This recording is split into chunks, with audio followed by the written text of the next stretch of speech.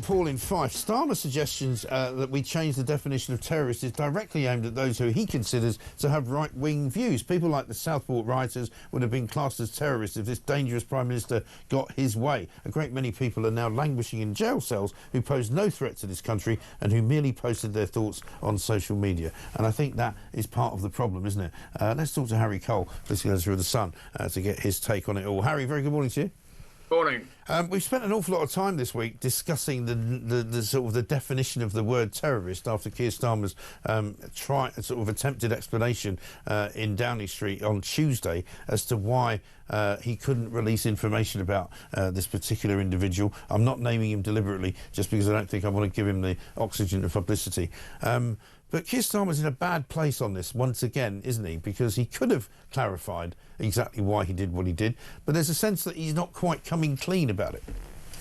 Well, he did, to be fair, admit that he did know all along about the referrals to prevent and the ricin and the information that he had was not released. He said, "Well, that's not my fault. I was advised not by the lawyers, the CPS, the government lawyers said it risked collapsing the trial." Now, I just think that excuse doesn't quite go far enough, because the fact is, the ricin and various other things were released in October when he was charged for a terror offence, and we've been told all summer it wasn't terror related, and then obviously the Al Qaeda bomb manual made it so that he was charged eventually with a terror offence. I do think he has a point on the fact that, and it's the first time I've ever heard Keir Starmer actually criticise the law. He's always normally the first person to defend the sanctity of the law, but he basically said, look, this was an act designed to terrorise, therefore the law is clearly wrong, and if that means, if he can't be classified as a terrorist, as he should be, then the law needs to change. And actually, within the constraints of the legal system at the moment, this guy has slipped through the cracks, because the guy who, your voice note from your listener a moment ago, he said, well, what else would they have had to have found in his house to classify as a terrorist? Yeah. And frankly, it's a manifesto or solid evidence of a cause. And the problem was, this guy's scumbag's cause was clearly violence and a horrific violence, and at the moment the law doesn't classify that as a terror attack in a way it should do. Yeah, no, I get that, but my view was also that it's all in the interpretation of the law, as any lawyer will always say, right? The law is not static; it's always a movable feast. You and I'm sure, have spent many an hour complaining and arguing with lawyers in this building as to what you can say and what you can't say, and there is no sort of hard truth. And my view is that basically, if they wanted to call him a terrorist, they could have done, because the presence of the ricin, the presence of the Al Qaeda handbook, would suggest that he was operating as if he was a terrorist, even if he didn't have an ideology. And so I think that Starmer's being a bit, I would say, economical with the truth and a bit clever, almost kind of painting himself into a corner so that he can say, well, obviously we couldn't call him that because that's what the law says. But we all know that he could have done, really. Yeah, I think they've boxed themselves into a corner completely on this. And look, if everything had gone well and the state had not performed as it should in this situation, we wouldn't be having a public inquiry, and there wouldn't be the anger. I suspect what they're going to eventually come out and say is, look, they were hiding behind the fact that it was public order. They didn't want to fuel further riots and further reactions. But the problem with that is that it was actually the vacuum that they created which allowed incorrect information to spread like wildfire on social media. And actually, in previous terror attacks and previous incidents of this scale, it's within minutes often we've been known that either the suspect was known to the authorities. We didn't necessarily need Keir Starmer to come out there and give a speech saying it all. But actually, the way that government works is, often these things, and the media and the police, often these things have got out there to basically fill that vacuum with correct information on background, without necessarily, the police give the nod to journalists when they find something out. They go, yeah, that's correct. But the problem is there was this complete vacuum around this, which was filled by information that was wrong. Absolutely. And that's exactly what you've been talking about this week on Never Mind the Ballots, which is back, of course.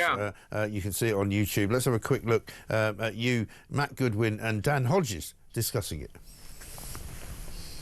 I think the vast majority of people in this country smell a cover-up, and they smell hypocrisy and double standards, because if you look at how Keir Starmer has responded to previous attacks, whether you think about attacks here in Westminster, whether you think about the Finsbury Park mosque attack, even Labour politicians responding to Joe Cox.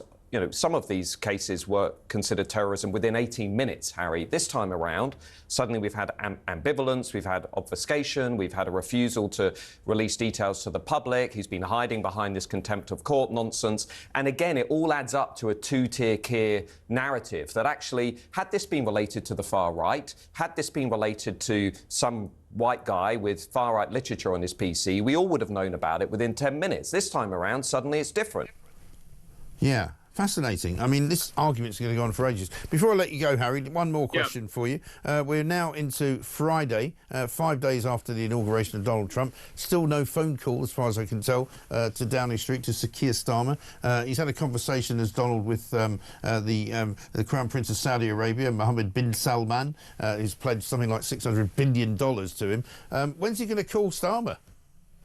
Well, I mean, Downing Street are on tenterhooks. There was Theresa May, I think, made it out there within about 7 days last time, back in 2017 as the first visit. Look, it's clear that Downing Street want to go.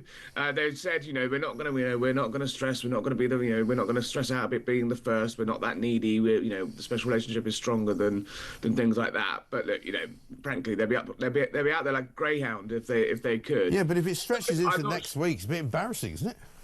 Well, I think it could even be the week after that. It's unclear. However, it is only 8 hours on a plane. These things can happen very quickly.